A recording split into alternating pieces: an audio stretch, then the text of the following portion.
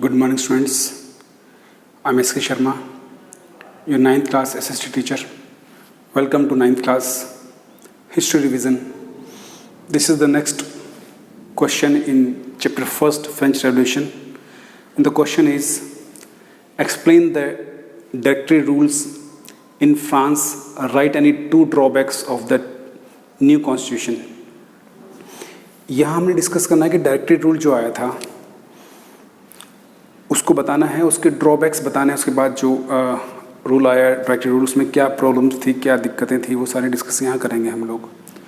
तो first of all, after the fall of Jacobin government middle class seized power. आपको पता है कि जैकोबिन क्लब की गवर्नमेंट आई थी. जैकोबियंस वही मैक्सिमिलियन रोबेस्पियर जो था, इसने अपनी पावर ले ली थी. पहले रिपब्लिक की पावर थी, थर्ड स्टेट के लोगों ने रिपब्लिक बनाई, कॉन्स्टिट्यूशनल मोनार्की बनाई, लेकिन कुछ लोगों को राइट्स नहीं थे वोटिंग के. इससे नाराज़ होके मैक्सिमिलियन रोबेस्पियर ने अपनी गवर्नमेंट बनाई जो कि जैकोबिन क्लब की गवर्नमेंट कहा गया जिसको.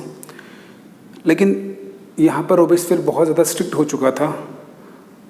वो बहुत ज़्यादा कठोर रूल कानून बना रहा था और उसमें कई लोगों को पनिशमेंट वो दे चुका था.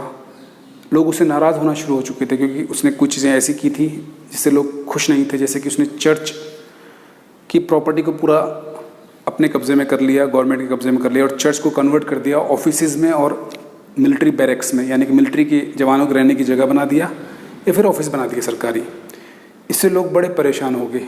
लोगों के मन में एक श्रद्धा थी, रिस्पेक्ट थी चर्च के लिए, ईश्वर के लिए.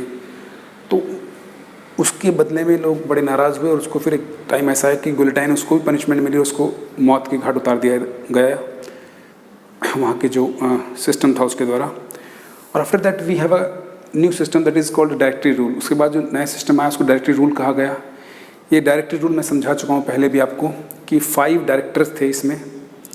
जैसे आप सुनते हो डायरेक्टर्स. डायरेक्टर क्या होता है? जो डायरेक्शन देता है, निर्देश देना इसका काम होता है. तो निर्देशक थे इसमें न्यू कॉन्स्टिट्यूशन बनाया गया, इंट्रोड्यूस नया न्यू कॉन्स्टिट्यूशन इंट्रोड्यूस किया गया. पावर किसके हाथ में आ गई?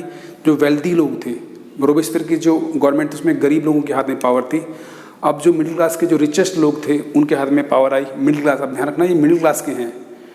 मिडिल क्लास मतलब यहाँ पे क्लर्की नहीं है, नोबिलिटी नहीं है. उसके बाद जो कॉमन्स थे उनमें जो रिच लोग थे उनके हाथ में पावर आती है और वो नया संविधान बनाते हैं, इंट्रोड्यूस करते हैं नया कॉन्स्टिट्यूशन. उसमें no rights to vote to poor section of society. अब गरीब लोगों के पास कोई राइट नहीं है वोट का.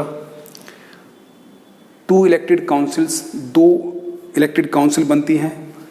डायरेक्टरी बनती है, इसमें 5 मेंबर्स होते हैं. The executive was meant as a safeguard against the concentration of power in a 1 man executive as Jacobians.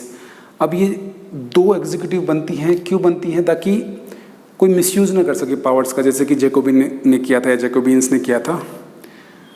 तो ये क्या करते हैं कि डायरेक्टरी बनाते हैं, उसमें 5 मेंबर बनाते हैं कि भाई किसी एक के हाथ में पूरी पावर नहीं होनी चाहिए वरना मिसयूज़ होता है, डिक्टेटर बन जाता है बंदा. जैसे कि मैक्सिमिलियन बना था, रोबेस्पियर बना था. तो इसको देख के 5 मेंबर्स बनाए जाते हैं, डायरेक्टरी बनाई जाती है कि वही सरकार चलाएंगे 5 लोग मिलके. लेकिन होता क्या है कि जिन लोगों ने बनाया उन 5 मेंबर्स को, उनमें और उन 5 मेंबर्स की जो डायरेक्टरी थी उनमें आपस में तालमेल नहीं था.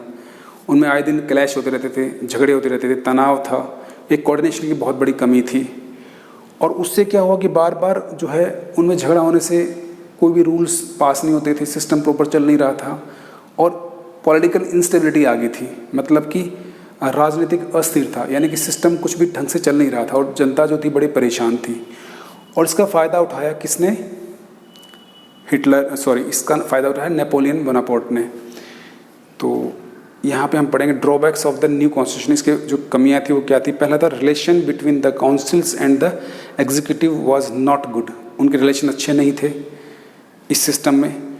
The directors often clashes with the legislative councils. Director जो थे 5 आपस में क्लैशेज करते रहते थे. कई बार डायरेक्टरी जो थी वो काउंसिल से, लेजिस्लेटिव से जो थी झगड़ती रहती थी. उसके बाद फ्रीक्वेंट क्लैशेस के कारण क्या हुआ? उनमें तनाव पैदा हुआ और this led to the rise of Napoleon Bonaparte. और यहाँ से नेपोलियन बोनापार्ट जो था उसके हाथ में पूरी ताकत आई, उसने उसका फ़ायदा उठाया और he captured the complete power of France and become the emperor of France. और वो पहले डिक्टेटर बनता है फ्रांस का और फिर वो एम्परर बन जाता है, सम्राट बन जाता है वहाँ का। तो देखिए कहाँ से रिपब्लिक शुरू हुआ था, डेमोक्रेटिक वैल्यूज़ आई थी, आइडियाज़ आए थे, डेमोक्रेसी से फिर डिक्टेटरशिप पे आ गया नेपोलियन और फिर बाद में वही मोनार्की दोबारा से शुरू हुई। तो ये कहानी है, एक स्टोरी है और कितना तकलीफ़ें हैं यहाँ पर हम डिस्कस कर सकते हैं कि what kind of problems faced by the peoples in France during this revolution, before the revolution and after the revolution also. So ये सारी स्टोरी आप पढ़ सकते हैं, you can understand with the help of NCERT book, read it properly, understand with the help of reading and go through with the question answer also. And if you have any doubt after that, you can call me, WhatsApp me anytime. God bless you. Have a nice day. Thank you. Thanks a lot.